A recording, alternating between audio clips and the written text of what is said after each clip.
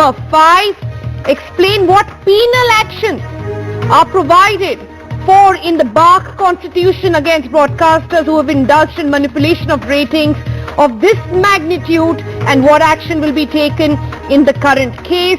And point number 6 says ratings of news channels remain suspended till such time all details of such action taken by BARC are shared with the stakeholders.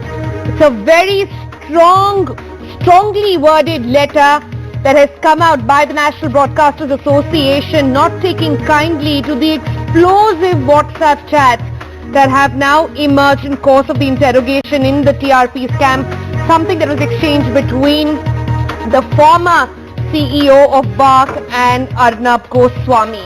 Well, some of the key issues, let me quickly sort of, rewind and tell you what exactly has been happening. Well, there has been a full-blown political war now that has emerged over the WhatsApp conversation between Republic TV editor Arnab Goswami and Partha Gupta, the former CEO of BARC. The opposition parties have alleged that the chats clearly reveal how financial frauds took place and how people occupying high posts were involved and also raised serious questions regarding national security. Let's also take you through quickly what has happened on this case so far. Remember, there is already an ongoing investigation in the TRP scam that has raised bigger questions. But what exactly is this all about? The opposition is now asking questions of the government. For example, Congress's Manish Tiwari has asked for a joint parliamentary panel probe in this matter. Congress is saying that it is also studying the Mumbai police charge sheet and the charge sheet in the TRP for profit scam. The charge sheet reportedly contains these WhatsApp chats that we've just spoken about. Chats between Arnab Goswami and Partha Gupta are the ones in question, but now demands also coming in of why. In fact, more needs to be looked into this case, and that is not just a case of TRPs anymore. People saying it is now, the opposition mainly highlighting it is now a case of national security. TMC also jumping into this said that the government gave sensitive information to Arnab Goswami. Why exactly? Mahua Moitra of the TMC said that information about Balakot in Article 370 given to a TV anchor. Why exactly? P. Chidambaram of the Congress party has stepped in saying journalist and friend knew of Balakot 3 days before the strike. Big question mark over there. But what are the questions that NDTV is asking at this point? Well, NDTV is saying, well, who is in the government allegedly leaking these classified information to Arnab Goswami? The other big question is Arnab Goswami guilty of sharing classified information on national security with who he considers a friend? Chats show that Arnab Goswami repeatedly boasted of his political backing and, well, goes on to boast about it. Will the government come out and clarify this? Also, was Arnab Goswami using proximity and power and information to jack up his own TRPs in return? And is this TRP scam now much bigger matter of concern from a national security standpoint? Well, let's break it open to our guests. This time we've got Avi Singh, advocate in the Supreme Court. We've got Ashutosh Srivastava, also a lawyer with us. Thank you for joining us. We'll be joined shortly by Manish Tiwari. Oh, we have him right there with us. Thanks for giving us your time, Manish Tiwari. And also joining us shortly will be Mahua Moitra of the TMC. Manish Tiwari, first to you. So very strong comments came in your tweets this morning. Care to explain what exactly is it that you're seeking with this parliamentary panel? Well, there are three aspects to this.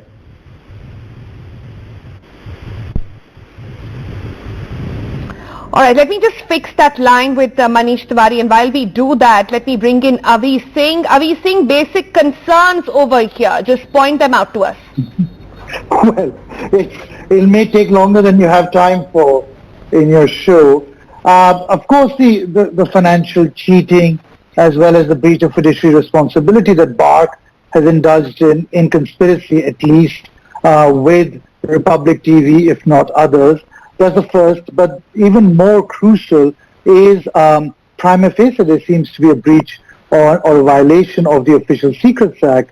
Cabinet decisions seem to be known by the people indulging in these WhatsApp chats before they actually happened, which could only have been leaked, and then that brings into play the Official Secrets Act, and it requires a detailed investigation. The question, of course, is who does that investigation, given the fact that at least central agencies have demonstrated themselves quite partisan in this matter, at least, even appearing to give a clean chit in the Bombay High Court to Mr. Goswami.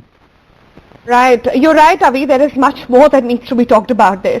But to take that forward, and I'll come to Ashutosh as well at this point, who's taking a pro-Arnab stand over here. But before that, let me go across to Mahua Moitra from the TMC joining us. Mahua, good evening. Welcome to NDTV. We've been reading some very important tweets from you talking about how this is not just a case of TRP scam anymore. This goes way beyond that. At this moment, also the truth is that everything that we know is what police caught up through the chats got from Partho's phone. Imagine what they will get in case they were to get more information from Arnab Goswami's phone as well. At this point, what is it that you are demanding? What is it that needs to be done at the moment? I mean, it doesn't need a rocket scientist to figure this out. The entire country can, I mean, I'm just surprised that seems to be so little hullabaloo about this. There are some very serious issues here. I mean, this is a man who made a career out of lecturing all of India on nationalism and patriotism, and the chats have shown that just when 40 Indian soldiers were martyred at the Pulwama attack, he's seen gloating about a big win for us. So he's talking about commercial interests and a big win for his, but even that was an extremely poor taste. But if we put that aside, let's look at some very serious issues here. He obviously had prior information about the attack. He had prior information about Article 370. So things in Parliament that we were kept in the dark about, things that the Cabinet was being kept in the dark about, one rabid anchor sitting in Bombay running one TV channel had obviously access to. This is very scary. I mean, what about issues of national security, the Official Secrets Act? What is the explanation? The second is that he talks about meetings at the PMO. He talks about meetings with the National Security Advisor. He talks about brokering a deal for BARC. Now, we haven't seen any official denial from the PMO, from the National Security Advisor, from anybody. He refers to NM and to AF. There has been nothing. I mean, this is a government that went out to the Congress saying that, you know, you're doing this, you're doing that, and we're a clean government. So how does it matter? What have you been doing? So there are two angles that have come out, mostly, if I can compartmentalize them, out of these chats. One is of the dealings that were happening within BARC and with Arnab Goswami, and then the information that Arnab Goswami had. You mentioned two very important things, Mahua. You say that the Official Secrets Act is something that can be put in place, something that can Tell be me something, taken? if you're putting the NIA after agitating farmers on the Delhi border, how can this not be under the Official Secrets Act? Right? If the ambit of the NIA can cover agitating farmers at the border, how can the Official Secrets Act not be breached here? Does it take, I mean, I think even a 6-year-old, every single one of your viewers, it's completely clear, crystal clear to all of us that if a person has prior information about a military attack on a neighboring country, about a preemptive airstrike on a neighboring country 5 days before it happens, is that not a breach of the Official Secrets Act? Right. I mean, unless of course Arnab Goswami was appointed defense minister and nobody knew. So at this point, Mahua, you and the Congress party, RJD as well, we've seen a couple of parties come out and demand some answers of the government. We haven't heard anything from the government so far. Officially, is the opposition going to do something about this next? Yes, officially, unfortunately, this government doesn't believe in having parliament. So in December, because of the farm laws, they didn't have the winter session. They have now convened a budget session on the 29th of January. Let's see what happens. But of course, they're going to demand some answers. But it's not just the opposition. I mean, the people of India seem to think that it is, the onus is only on the opposition, and the onus is on also on normal people to stand up to this kind of nonsense and say what is going on. Everyone should demand some answers. Even their allies should demand answers. This is insane. And also there's a very other important point. He makes very derogatory remarks. If you see the transcripts of the chats that the Mumbai police have attached in the charge sheet, some of which were reported obviously, and I've been going through them, there are very derogatory references to judges between the chats between him and BARC, is that he's talking about buying and selling of judges. Now, the Office of the Chief Justice of India has a direct line to Arnab Goswami. scary. And I'm saying this with full responsibility to the office of the Chief Justice of India as a direct line to Arnab Goswami. Is that Right. not scary? Right. So you're saying not just political but legal action is something that we Absolutely. could be seeing in the coming days? Well, we'll see, but I think it's incredible that is this not contempt? Is this not contempt? And I would ask openly, is the Chief Justice of India is he not cognizant of his duties and his constitutional post? That somebody in his office can have a direct line to Arnab Goswami? The man has a direct line to the PMO, to the NSA, to the Chief Justice of India? I mean, what kind of nonsense, what kind of a banana republic are we? These are not just questions that the Congress and the Trinamool and the RJD will ask. These are questions that every single Indian has to ask. And you're saying in the upcoming session this will be the focus? But of course we will. Of course we will bring this up. This is a very serious issue. Of course we will. All right, Mahua Moitra, thank you so much for joining us. That was Mahua Moitra of the TMC saying that there is going to be a legal as well as a political fallout of what is now being known as Arnab Gate. Let me quickly get in a word from Ashutosh as well. Ashutosh, you're listening to how the story is unfolding right now. Legally speaking, what is happening? Do you have anything to say in the defense of Arnab Goswami at this point? See, what I can say is that everything is at the investigating stage. So whatever documents being collected, all the documents cannot be said to be, so authentic. It requires proper investigation from where it has You're come, who has questioning given. the authenticity of these chats? Yes, because there have been many documents which are submitted. This is under the investigation by the Mumbai police. See, I'm not saying that these documents could be wrong or true or, it all requires investigation.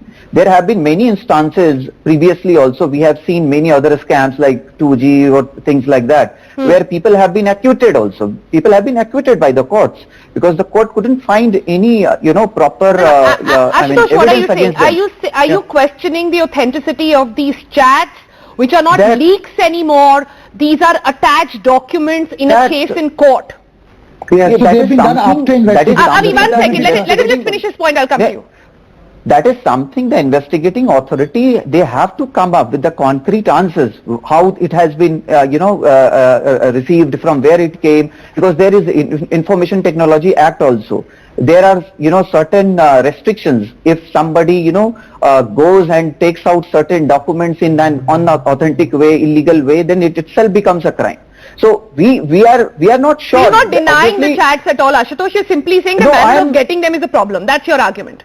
My argument is that first Mumbai police who are investigating the matter, they have to come up with see, otherwise there will not be any investigation. The chats have come and then the court should decide. They have to come up. See, there has to be a proper trial. There has to be, the offense, if any, which has been, it is at the allegation stage at the moment. The allegations have to be proved. There have been many previous FIRs, many such complaints, but it All right, didn't I have to work quickly out. jump It in all and give proved Avi to a be word. false Avi, please also. go ahead. So it could be both the ways. So Please the go ahead. WhatsApp chat- Let him speak now, yeah. The WhatsApp chats have been put into court in a supplementary charge sheet, which comes after investigation. Now, I'm not prejudging the matter, but I trust that the Mumbai police has in fact put in the requisite certificates under 65B of the Evidence Act, determining their authenticity and have enough corroborative evidence that these chats in fact did take place. If that hasn't happened, Mr. Goswami and his legal team, or Republic TV and their legal team, should automatically challenge this supplementary charge sheet in court and have it struck off as inadmissible. So, But Avi, this can is you no explain longer... this to me? Yeah. Technically, Yeah. the case against Arnab Goswami at the moment is of a TRP scam. Yes. Now, in way of these chats, a lot more questions have come in. You just heard Mahua Moitra say there could be a question of contempt of court, there could be a question of Official Secrets Act being imposed as well. So all of that requires a separate case altogether legally. Is that correct?